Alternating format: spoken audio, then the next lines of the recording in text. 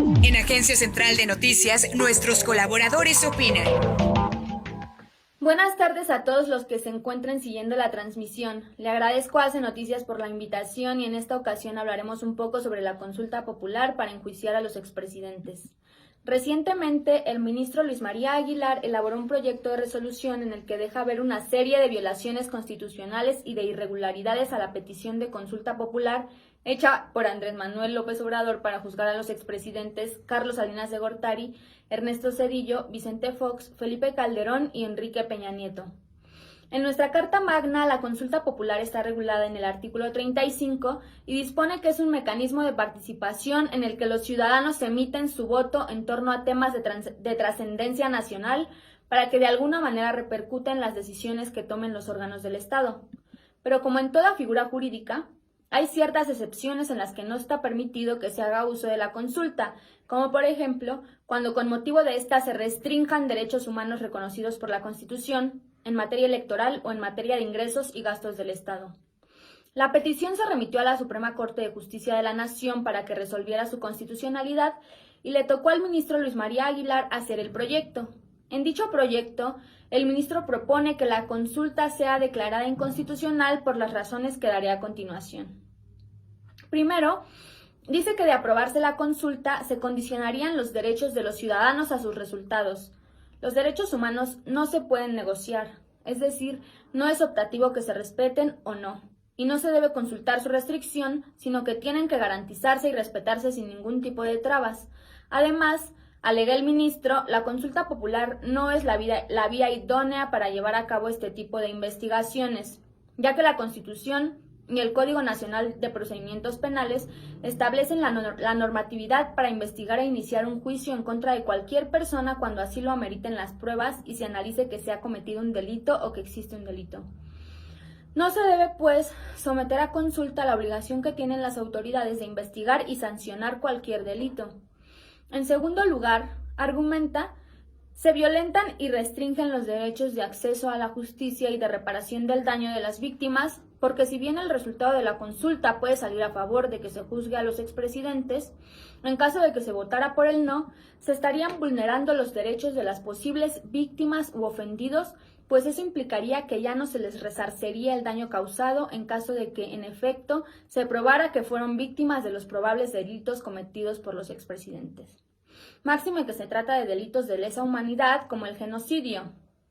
Es decir, se estarían restringiendo los derechos humanos, así como los mecanismos para su protección. Concretamente, se violaría el artículo 17 constitucional, que es el que establece que todos tenemos derecho al acceso a la justicia pronta e imparcial. En tercer lugar, se estaría violando el derecho humano a la presunción de inocencia contenido en el artículo 20 constitucional, así como el debido proceso, ya que someter a consulta a los que nos gobernaron anteriormente sería someterlos al escrutinio público antes de que sean declarados culpables en una sentencia firme. Además, se estaría arriesgando a las víctimas porque en razón de este actuar, es decir, de no respetar el debido proceso, se pueden alegar vicios en el procedimiento, lo cual generaría un efecto corruptor, quedando así en estado de indefensión. También se alega que no es necesario someter a consulta que deban o no investigarse los delitos, pues las investigaciones, como sabemos, se inician con una denuncia o querella ante el MP y el Ministerio Público tiene la obligación de investigar y aportar pruebas para perseguir los delitos y solicitar la imposición de penas a la autoridad judicial en caso de que se llegue a probar que sí existió el hecho. Se trataría, pues, en caso de concretarse la consulta, de una intromisión a las facultades del Ministerio Público y, por tanto, se estaría afectando la procuración e impartición de justicia. Claro que la ciudadanía puede denunciar estos actos, pero no le corresponde decidir sobre si algo se debe investigar o no. El proyecto de resolución será discutido este 1 de octubre por el Pleno de la Corte y en ese momento sabremos cuál es el resultado definitivo. Mientras tanto, hay que recalcar que, en caso de que la Suprema Corte resuelva en sentido positivo a la petición del presidente, se estaría sentando un precedente para que se permitan y se cometan violaciones a la Constitución en el momento que deseen los que hoy nos gobiernan. Además de que se eliminaría casi por completo el contrapeso de poderes tan necesario para que una democracia funcione. Nadie duda de que, en efecto, pudieran existir delitos en los sexenios anteriores, pero existen autoridades y procedimientos específicos para investigar lo que se tenga que investigar.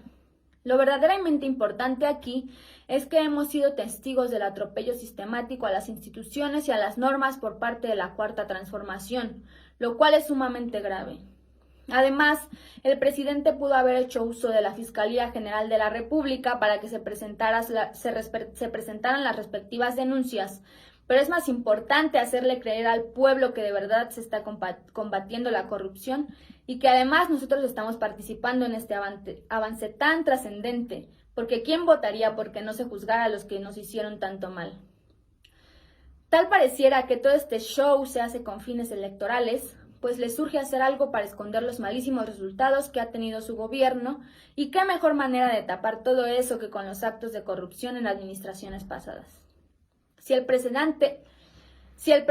de verdad tuviera intenciones de que todos los mexicanos participemos en la vida política, de empoderar nuestras voces y de que obtengamos justicia por los agravios cometidos, no perdería el tiempo organizando consultas inconstitucionales a todas luces para enjuiciar a los que antaño ocasionaron males al país, sino que estaría preocupado por generar las condiciones para que todos tengamos las mismas oportunidades. Esta sería la verdadera justicia para el pueblo de México, pero por lo que se ve, las